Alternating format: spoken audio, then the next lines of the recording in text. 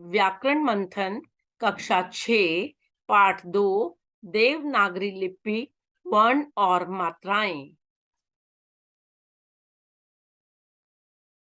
वर्ण विचार। वर्ण विचार किसे कहते हैं?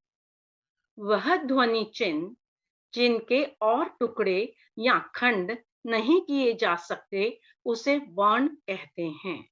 वर्णमाला वर्णों के एक निश्चित क्रम को वर्णमाला कहते हैं। वर्ण के प्रकार।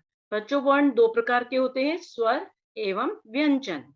जिन वर्णों के उच्चारण के लिए हमें अन्य वर्णों की सहायता न लेनी पड़े उसे स्वर कहते हैं, अर्थात स्वरों को स्वतंत्र रूप से बोला जाता है। स्वर तीन प्रकार के होते हैं, ह्रस्व, दीर्घ, संयुक्त। व्यंजन जिन वर्णों के उच्चारण के लिए स्वर की सहायता लेनी पड़े उन्हें व्यंजन कहते हैं। व्यंजन बच्चों तीन प्रकार के होते हैं, स्पर्श व्यंजन, अंतस्थ व्यंजन, ऊष्म व्यंजन। स्वर उच्चारण में लगने वाले समय के आधार पर स्वरों के तीन भेद होते हैं। ह्रस्व स्वर जिन स्वरों के उच्चारण में सबसे कम समय लगता है, ये चार हैं, अ, ई, उ, री। दीर्घ स्वर जिन स्वरों के उच्चारण में ह्रस्व स्वर से दोगुना समय लगता है। ह्रस्व स्वर में बहुत कम समय लगता है और दीर्घ स्वर में उससे दोगुना मीन्स डबल समय लगता है, उसे दीर्घ स्वर कहते हैं। जैसे आ, ई, उ, री, री। संयुक्त स्वर दो स्वरों के मेल से बनते हैं, ए, ओ, औ। अ जमा छोटी ई, ए, छोटा अ जमा छोटी ए, बड़ी ए, छोटा अ जमा छोटा उ, छोटा ओ, अ जमा छोटा ओ, बड़ा अ। संस्कृत में 13 स्वर होते हैं जबकि हिंदी में 11 स्वर होते हैं। व्यंजन जिन वर्णों का उच्चारण करते समय श्वास वायु यानी मुंह की गर्म हवा कंठ, होंठ, जिह्वा को स्पर्श करती हुई यानी छूती हुई बाहर निकलती है, उन्हें स्पर्श व्यंजन कहते हैं। इनकी संख्या 25 है। क वर्ग में क, ख, ग, घ, ङ। च वर्ग में च, छ, ज, झ, ण। ट वर्ग में ट, ठ, ड, ढ, ण।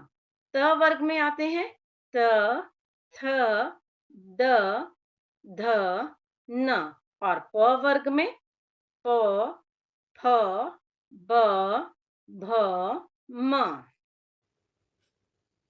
अंतस्थ व्यंजन अंतः यानी कि मध्य, बीच और स्थ यानी कि स्थित होता है।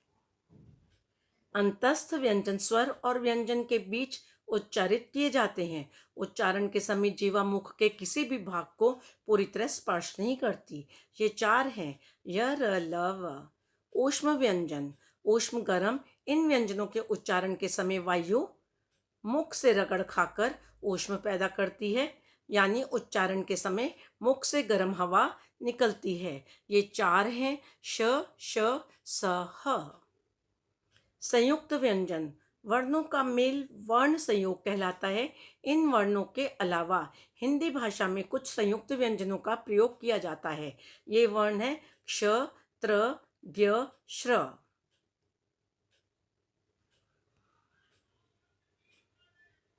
आगत व्यंजन या आ। अर्धचंद्र अंग्रेजी भाषा के शब्दों को लिखते समय प्रयोग किया जाता है, जैसे डॉक्टर, कॉफी, टॉफी, बॉल आदि। अयोगवाह हिंदी व्याकरण में अनुस्वार एवं विसर्ग को अयोगवा के रूप में जाना जाता है। अयोगवा ना तो पूर्ण रूप से स्वर होते हैं और ना पूर्ण रूप से व्यंजन होते हैं। अनुस्वार वर्ण भी स्वरों के बाद ही आता है। इसका उच्चारण नाक से किया जाता है। इसका उच्चारण जिस वर्ण के बाद होता है उसी वर्ण के सिर पर बिंदी के रूप में इसे लगाया जाता है, जैसे रंग, जंगल, संग, तिरंगा आदि।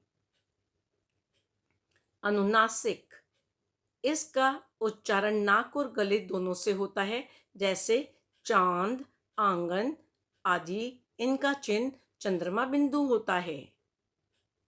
स्वर की मात्राएं प्रत्येक स्वर के लिए निर्धारित चिन्ह मात्राएं कहलाती हैं। अस्वर के अतिरिक्त सभी स्वरों के मात्रा चिन्ह होते हैं। स्वरों के चिन्ह मात्रा के रूप में व्यंजन वर्ण से जुड़े होते हैं। आ, ई, बड़ी ई, छोटा ऊ, बड़ा ऊ, री, छोटी ए, बड़ी ए, छोटा ओ, बड़ा ओ इत्यादि। धन्यवाद।